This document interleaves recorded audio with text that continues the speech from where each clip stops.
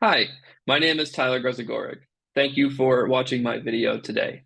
Throughout my young career, I have worked in the military, sports business, medical, and finance industries. Through all of that, I have had the desire to get into program development. I have just never been able to put the pieces together to make that happen. Recently, I've come to realize that I desire a creative outlet, and I also have a knack for creative problem solving. My current role is as a client-facing technical support representative, so I do get to exercise those creative problem-solving muscles from time to time. Through the performance of that role, I also became interested in the what and the why of what I was providing technical support for.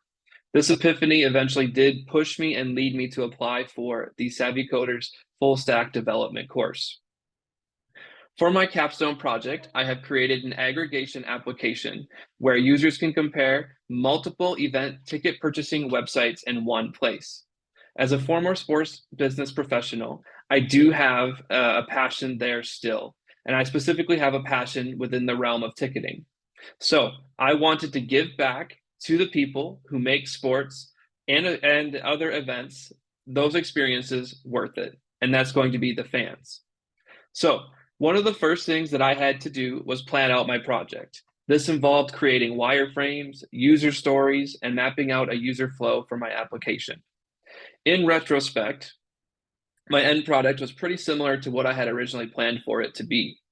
Throughout the cohort, we had to perform daily stand-ups where we openly discussed our progress and any blockers we were potentially working through. We also regularly performed retrospectives to evaluate our performance and determine areas of improvement. The stand-ups and retrospectives allowed me to benchmark myself throughout this building process. The front end of my application is currently hosted with a free version of Netlify, and the back end is currently hosted with a free version of render.com. By being able to use the front end URL, oneticket.netlify.app, and submitting API requests through my created API, this provides validation of a successfully integrated and working front end and back end. Now, let me show you what that looks like. Allow me a moment to bring up my screen.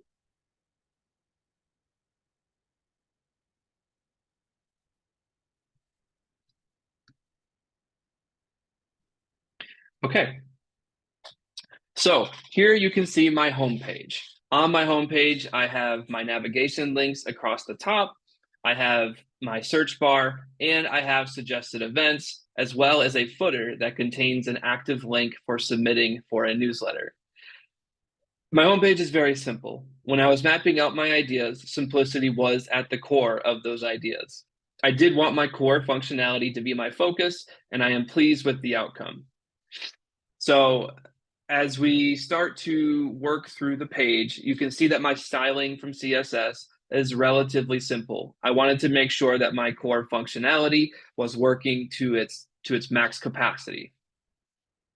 As I mentioned, on the bottom of the page is the newsletter where you can sign up, you can enter an email, it's an active link. I can just test that for you right now. I'll just throw a test email in there for you and it will submit and it will give me that confirmation. I can access that list of emails at any time to actually implement the newsletter functionality. However, the core functionality of my application is going to be this search bar where you can see it says search team, artist, location, or event. So when initiated, the search bar is going to search through multiple API queries for the desired keywords and return the appropriate results. Now, let me show you what that looks like. I'm going to search for somebody that I'm pretty sure everybody has heard of. As you can see, when the search is initiated, we now have a list of results returned for Beyonce. The search results could be an event, keyword, I'm sorry, the search keywords could be an event, an artist, a venue, a city, or a state. The table headers are clickable and they will sort the data in an ascending or descending state. The data itself is being displayed in the form of multiple API calls. At this time, again, to achieve minimum viability, I'm only calling from two different sources, Ticketmaster and SeatGeek. On the page, you can clearly see that, I know, because I wrote the code for the page, as the logos here under the vendor column. Another reason that I'm only calling two APIs is the limitations within the free plans from both Netlify and render.com. I wanted to take a moment, though, to show you my code in terms of what those look like for the multiple API calls. So on this page, you can see it might be a little bit difficult to see, but it's just a promise statement where the variables for the TM query and the SG query are defined outside the scope of the promise statement and then called into the statement to, again, bring those results onto the page. And then in turn, on the events page, I am using a .map function or method to bring the specific values into the table. And I'll touch more on some of these other functions that I have in here in a moment. So on this page, as you can see, you can view the date and time, the location, the event name. The seat information and price information are both currently randomly generated, as I was not able to get these pieces of data to come through in my API calls in the APIs that were made available to me. So ideally, I would want multiple entries for the same event so that a user could search my data table for the best seats and best price that matches their needs. If I were to organize by date and time, we can see that it's going to start to show us some of the same events, one from SeatGeek and one from Ticketmaster. Now, you'll notice that the names are slightly different. This is one of the challenges that I had to overcome as I was putting together this data. The data formatted by the APIs was different, and that included the date and time. It was a different string of data, and then also the name of the events. So minor details to work through, but those are some of the challenges I had to overcome. Now, in order to get the date and time to show the same for everything, I did have to run some extra formulas that I did come up with to basically format the date and time to be the same, which involved some array and string manipulation techniques being performed on the API data that was coming through.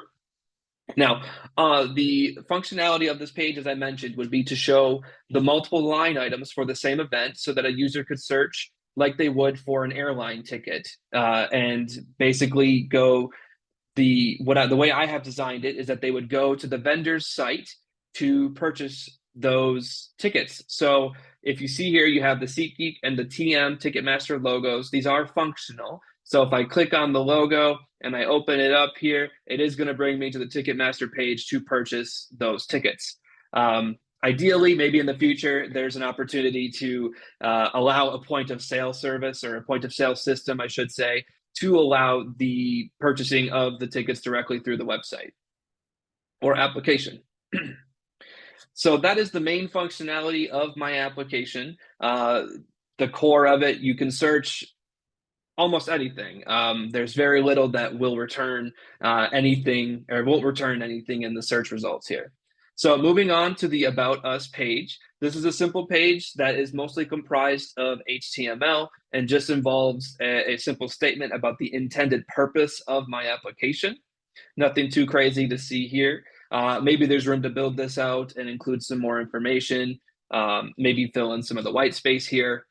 Now, on the Contact Us page that I have, you can see that it is a form. This form is actually my created API. When you fill out the forms, fill out the form information, excuse me, and you click Submit, it will complete a submission, which goes into my MongoDB database. And of course, it's going to be slow during the video, but I will eventually here get a confirmation message that says, thank you for your submission, which tells me that the entry into my database was successful. Now, I am currently only showing the data via a post method through the created API. However, I do have the ability at ease to access any of the pieces of data via the CRUD method, as we can now see that the submission was successful. Again, one of the limitations of the Netlify and render packages that I am currently using. Now, as I mentioned, kind of throughout, there are some improvements, excuse me, that I would like to make to my application overall. On this home page here, maybe fill in some of the white space that I have. Eventually, I do want to add the functionality into these images that you see. I know they're all the same at the moment, but ideally they would be dynamic images that reflect whatever event they're supposed to reflect. And when you click on the image, it would redirect you to the event search page where it would give you the results for that event.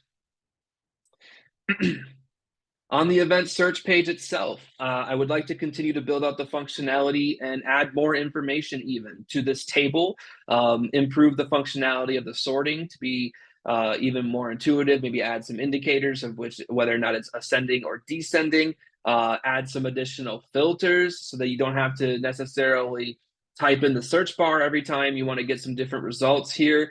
I would absolutely like to get accurate seating information, pricing information, different things to make this functionality a little bit more practical.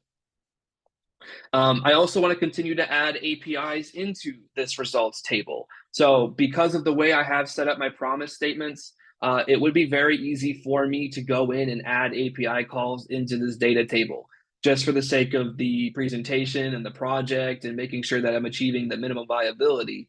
I did only do the 2 calls, as I mentioned. As a whole, though, I think there are many ways that I can improve upon this application to become more comprehensive and more complex.